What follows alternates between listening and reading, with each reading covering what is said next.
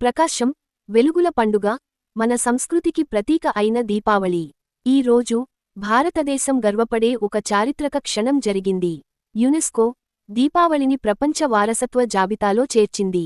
ఇది కేవలం ఒక పండుగ కాదు, ఇది మన ఆత్మ, మన సంస్కృతి, మన ఐక్యతకు ప్రతిబింబం. దీపావళి చీకటిని తొలగించి వెలుగును ఆహ్వానించే పండుగ.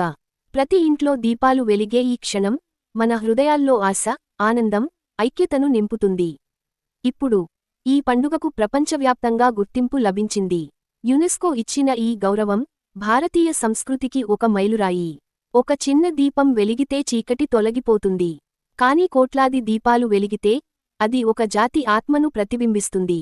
దీపావళి కేవలం భారతీయుల పండుగ కాదు, ఇది మానవత్వానికి ఒక సందేశం. చీకటి ఎంత పెద్దదైనా వెలుగు ఎప్పటికీ గెలుస్తుంది. యునెస్కో ఈ నిర్ణయం తీసుకోవడం వెనుక కారణం స్పష్టంగా ఉంది. దీపావళి పండుగలో ఉన్న సాంస్కృతిక విలువలు, సామాజిక ఐక్యత, ఆధ్యాత్మికత మరియు పర్యావరణానికి ఇచ్చే గౌరవం.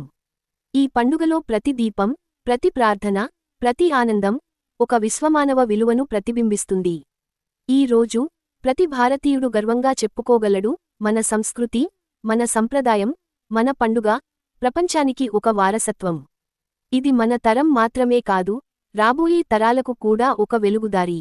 దీపావళి వెలుగులు ఇప్పుడు ప్రపంచ వారసత్వ జాబితాలో శాశ్వతంగా నిలిచాయి. ఇది మనందరికీ ఒక గుర్తు, మన సంస్కృతి ఎంత గొప్పదో, మన సంప్రదాయాలు ఎంత విలువైనవో. ఈ రోజు భారతదేశం వెలుగుల పండుగతో ప్రపంచాన్ని ప్రకాశింపజేసింది.